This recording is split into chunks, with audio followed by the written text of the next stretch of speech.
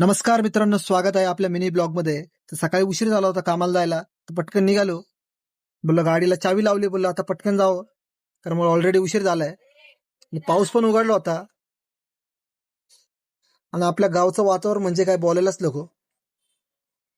थोडा पुढे आलो, बघतो तर गाडीच थोडी बंद पडली. बोललो काय झालं काय माहिती हिला. तसं पण प्रॉब्लेम आपल्या वाटेला आहेच. बोला पेट्रोल चेक करावं. पेट्रोल चेक केलं पण काय प्रॉब्लेम नव्हता. गाडी परत चालू झाली. तर भूक लागली होती, बोललो आता नाश्ता तर केला नाही आज, बोललो काहीतरी नाश्ता करावा बोललो. तर नाश्ता करायला आलो उडुपीपाशी.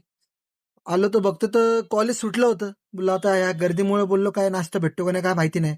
कसा बसा आतमध्ये गेलो. बोललो नाश्ता भेटला तर खरंच बरं होईल. थोडा वेळ थांबलो, 5-10 मिनिटं. त्यानंतर नाश्ता भेटला, नाश्ता केला, निघालो. पोचलो दुकानावरती. दुकानावरती आलो तर दुकानावरती आपले दादा भाऊ आधीच आले होते. त्यांना म्हणलो जरा बघा.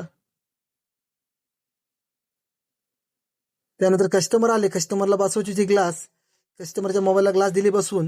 दुपार झाली, बोललो आता जेवायलाचा टाइम झालाय. बसलो जेवायला. जेवणामध्ये छोलेची भाजी आणि चपाती आणि काकडी होती. जेवलो.